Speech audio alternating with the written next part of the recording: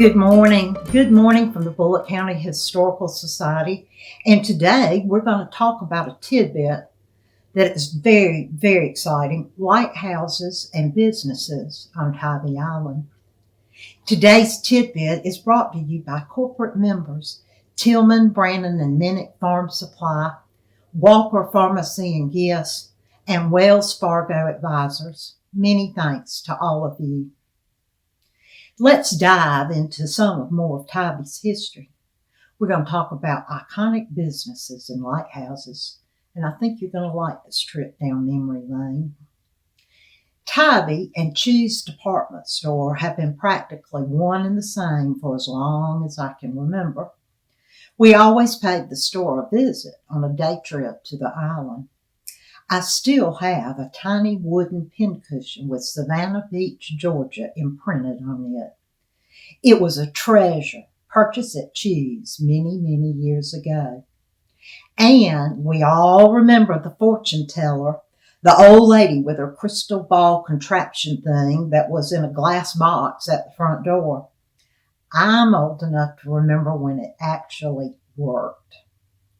Here is a great old postcard of T.S. Cheese Store on Tybee Street.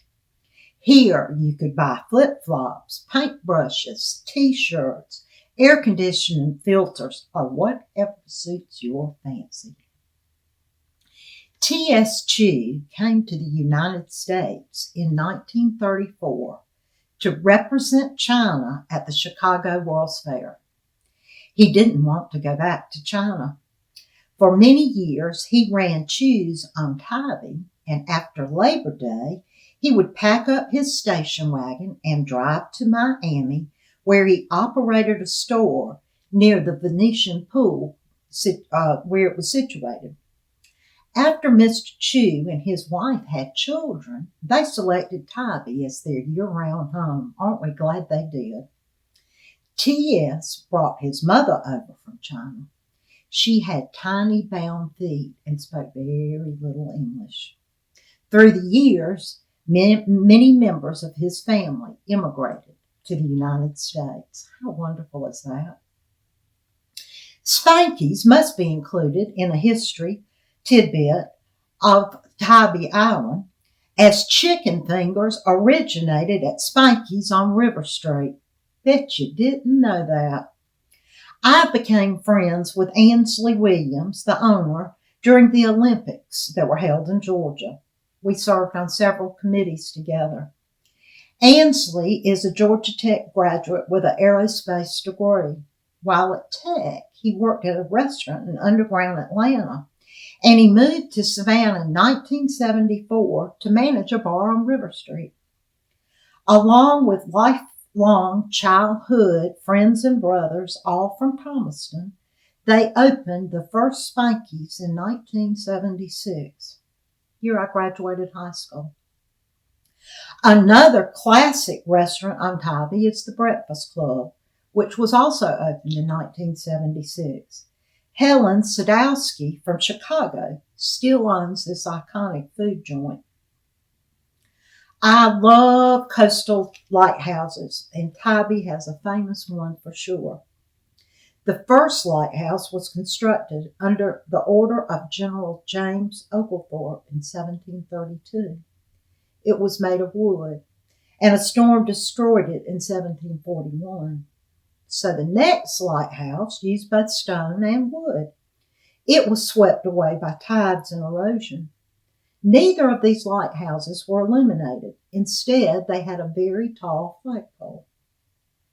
The third lighthouse was erected in 1773, and it was made of sturdy bricks and wooden stairs, and it had a landing. The base remains within the current lighthouse structure.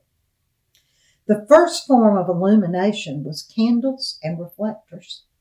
Then it was upgraded to oil lamps. Finally, Fresnel lenses were installed in 1857, but they were removed during the Civil War and taken to nearby Fort Pulaski. Even the steps were burned in the lighthouse during this war so that the Yankees could not use it. Guess what? Yep, you guessed right. The Yankees put the steps back in. In 1866, the fourth Tybee Lighthouse began construction, but it was delayed to the yellow fever and the cholera and all the outbreaks of that time. When it was finally constructed, it was built upon the first 60 feet of the pre-existing structure. The final height is 145 feet. Dwellings were then built for the innkeepers on the 5-acre lot. When electricity was installed in 1933, the staff for the lighthouse was reduced to just one innkeeper. The Tybee Island Historical Society began a major restoration of this magnificent structure in 1999. Many thanks to them, we can still enjoy this major part of our coastal history. One of my all-time favorite of all lighthouses in the entire world is on Coxborough Island. We have a fabulous oil painting of this, done by Linda Ray Lindenborg in 2007. It's entitled Coxborough Island Lighthouse Protecting Fort Pulaski. She did this painting for Judge Mike McKinley, who is the great-nephew of President McKinley, and we purchased it from his son, from his father's estate. It is the smallest lighthouse in Georgia, and it ceased operation as an active beacon in 1909. The lighthouse is situated on a tiny island off Coxborough Island in the south channel of the Savannah River near Lazaretto Creek. It was built on an oyster and mussel bed. It's shaped like the prow of a ship to reduce the impact of waves. It was built in 1837 as a day marker without lights to indicate the entrance to the south channel of the Savannah River. The lighthouse is now controlled by the National Park Service, thank heavens, and it's listed on the National Register of Historic Places. A few weeks ago, there was a great piece on the local nightly news about Coxborough Island Lighthouse. Bill and I got real excited. It's getting a facelift by a program sponsored by the National Park Service called TTAP, T-A-P, or Traditional Trades Apprenticeship Program. Think about it. So many of these trades don't have people apprenticing for them. Many of these historic preservation techniques are being lost to time. So it is incumbent on agencies like the National Park Service to have programs to teach these skills.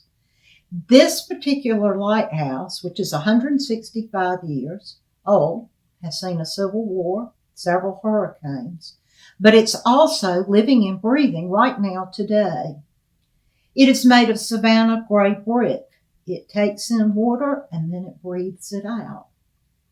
Coxborough Lighthouse has been traditionally painted white as a day marker, but the latest coat of white latex paint and some of the last mortar treatments kept Coxborough from breathing. These two things were actually suffocating the lighthouse. This caused it to keep all the water and moisture inside of the building.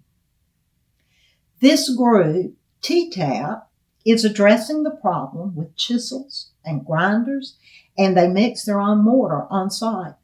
I just love to learn something like TTAP, as it makes me happy that historic preservation is alive and well in our own back door. Thanks for sharing with me today, and I hope you have a lovely week. Bye.